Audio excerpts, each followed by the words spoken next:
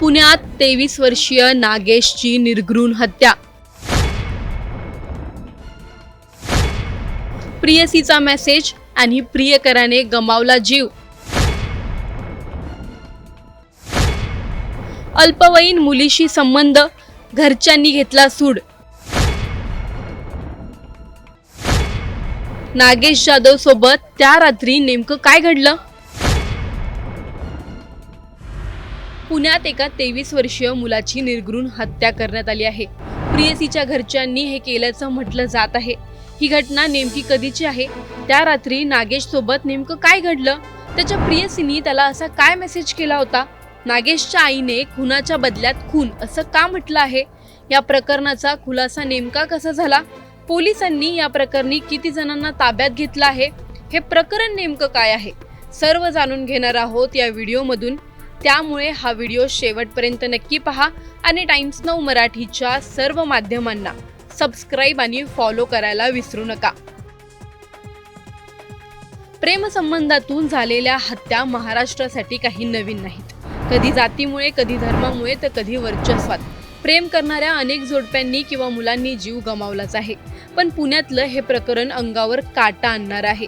ज्या पद्धतीने या 23 वर्षीय तरुणाला मरण आलंय ते खूप धक्कादायक आहे। नागेश जाधव असं त्या 23 वर्षीय तरुणाचं नाव। पुण्यातील वडारवाडी परिसरात हा राहत होता आणि कोथरूडमध्ये राहणाऱ्या एका अल्पवयीन मुलीसोबत त्याचे प्रेमसंबंध होते। ही धक्कादायक घटना कोथरूड परिसरातील कर्वे रोडवरील जयदीप मंडळ मेगा सिटी बिल्डिंग क्रमांक 4 येथे घडली। 14 मार्चची ही घटना आहे। सुमारे सायंकाळी 7:15 वाजता त्याला त्याच्या प्रियसीच्या फोनवरून मेसेज आला होता की भेटायला ये म्हणून।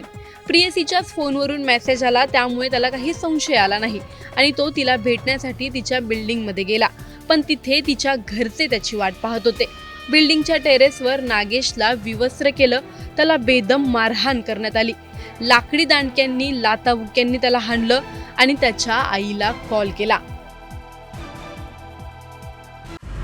त्याच्या आईने एका वृत्तवाहिनीला दिलेल्या प्रतिक्रियेनुसार त्यांना त्याच्याच मोबाईलवरून व्हिडिओ कॉल आला। त्यांनाही शिवीगाळ केली गेली आणि त्यांना सांगितलं की तुमचा मुलगा इथे आहे, त्याला आम्ही मारलं आहे, त्याला 10 मिनिटात येथून घेऊन जा, नाहीतर टेरेसवरून खाली ढकलून देऊ आणि सांगू की त्यांनी दारू प्यायली आहे, त्याचा तोल गेला।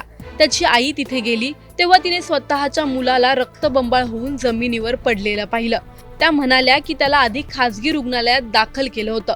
तिथल्या डॉक्टरांनीच त्याला ससून रुग्णालयात घेऊन जा असं सांगितलं, म्हणून त्याला ससूनमध्ये हलवण्यात आलं आणि तिथेच उपचारादरम्यान त्याचा मृत्यू झाला। तक्रारीवरून पोलिसांनी एकूण 10 जणांवर गुन्हा दाखल केला आहे। त्यातील 6 जण हे त्यांच्या ताब्यात आहेत, त्यापैकी 5 महिला आहेत। या प्रक्रियेत माझा मुलगा जसा तडफडून मेला तशीच यांना देखील शिक्षा व्हायला पाहिजे। माझ्या मुलाचा जीव घेतला, खुनाला खूनच हवा, अशी प्रतिक्रिया देखील त्यांनी दिली आहे।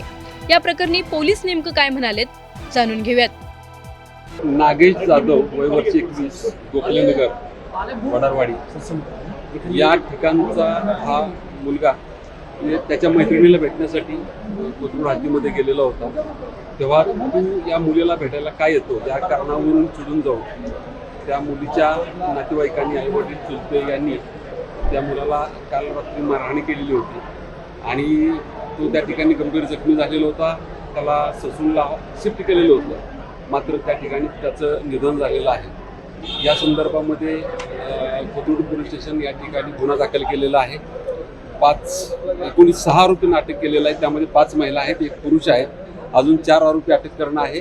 त्यांचं लोकेशन आम्हाला मिळत आहे। आम्ही संध्याकाळपर्यंत पुढच्या 4 आरोपींना अटक करू।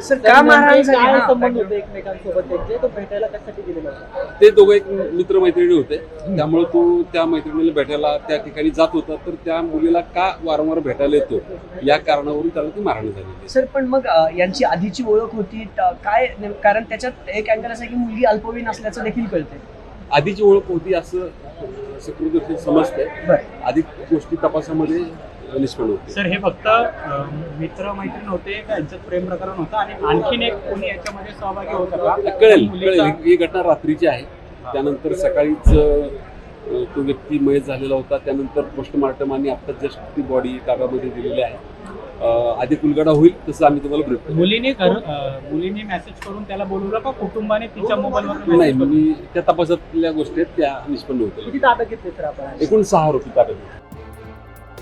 पुण्यातली गुन्हेगारी वाढतच आहे, पण प्रेमसंबंधातील हत्येची प्रकरणं आता त्याहूनही जास्त समोर येत आहेत.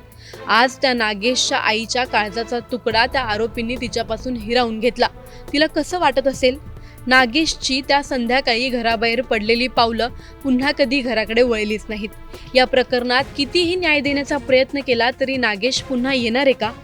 वयाच्या अवघ्या 23व्या वर्षी नागेशने या प्रेमापायी जीव गमावला. प्रेम करणं त्याची चूक होती का? त्याच्या चुकीची एवढी मोठी शिक्षा त्याला का देण्यात आली? त्याच्या आरोपींना नेमकी काय शिक्षा व्हायला हवी?